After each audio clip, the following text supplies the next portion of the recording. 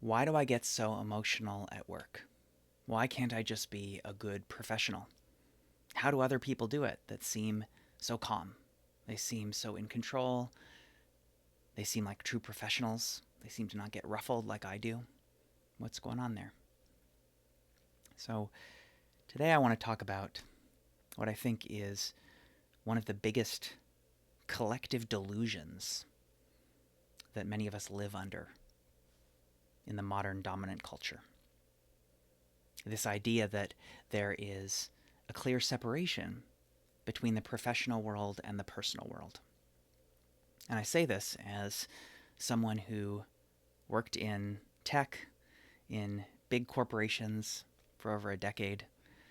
I was a management consultant, a leadership consultant, working with executives, teams at Fortune 500 companies, a lot of top companies.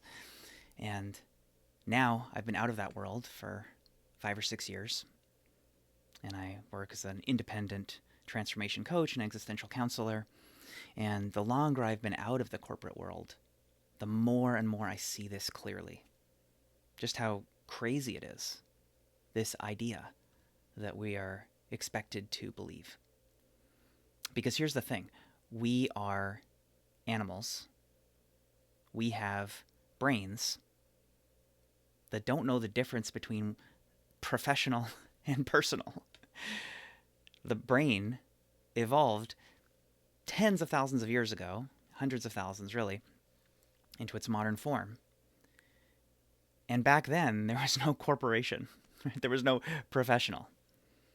The brain evolved to keep us alive, to help us understand our place in social hierarchy, in groups. Do I belong? Am I safe? Am I getting my needs met? And so we're somehow expecting that now, when we're in the professional environment, those parts of the brain are just going to turn off. I'm just going to be a professional. I'm not going to feel sadness or anger or loneliness. There are literally large regions of the brain whose only job it is to look for social cues. How safe am I in this room? Do I belong here? Am I okay? Am I going to be kicked out of the group? And so, of course, we get agitated. Of course, we get anxious and nervous, upset in many different ways. Right? And that's why I say it's this collective delusion that there's this idea, like the show Severance, right? That we have our professional self that's totally separate from our personal self. And, part of this is it's really kind of a form of oppression from capitalism. This, kind of forcing people, especially in America, there's kind of this horrible system where in order to have access to health insurance and, basic safety to be able to stay alive, we have to work in these big companies, right? And so, of course, we have this, deep fear response, this deep danger response of, I might actually die if I get fired from here, especially for people with, really chronic health conditions, really serious healthcare needs. It would be unreasonable for some part of them to not be freaking out all the time, right? Here I am in this meeting, and I'm trying to appear confident and in control, like I know what I'm doing. And if I fail at that, I might lose my safety. That's real. So of course you're going to feel fear. Of course you're going to feel nervousness. And to say, no, I need to be a professional, right? I shouldn't have emotional reactions. It's absurd. And of course, it's not black and white, right? I'm not saying that it's appropriate or reasonable or okay to have huge emotional outbursts all the time at work. And on the other hand, we really can't control our emotions. You don't choose to feel grief right now, or anxiety right now, or rage right now. The emotion just arises inside you. And sure, you can choose how to deal with it in that moment, but you didn't choose to have the emotion. You didn't choose, I'm going to feel rage right now in this meeting. It just happens. You feel this thing happening in your body. And so because of that, what a lot of us end up doing subconsciously or consciously is numbing, repressing. Right? Unfortunately, that's kind of how we have to operate in many jobs that are extremely cognitive, extremely analytical, where emotions are really not welcome. Which brings me to, well, before I get to that, just one more point is that, again, I'm not saying that the only options are either complete numbing or, be a robot or be super emotional all the time. Obviously, there's a middle path. And so I think there are really two things in parallel. One is accepting I am an animal that has a nervous system and a brain that is designed to scan for threats, and my nervous system sends these signals that I experience as sensations and emotions, and that's real. I shouldn't shame myself that I should be more of a professional, right? No, I didn't choose this emotion. It's arising right now. So that's one track, is the self-compassion track. And then there's the other track of, okay, how do I build the skill of resilience? How do I build the skill to manage emotions that arise, right? So that I can do my job effectively. So I have many videos about both of those topics.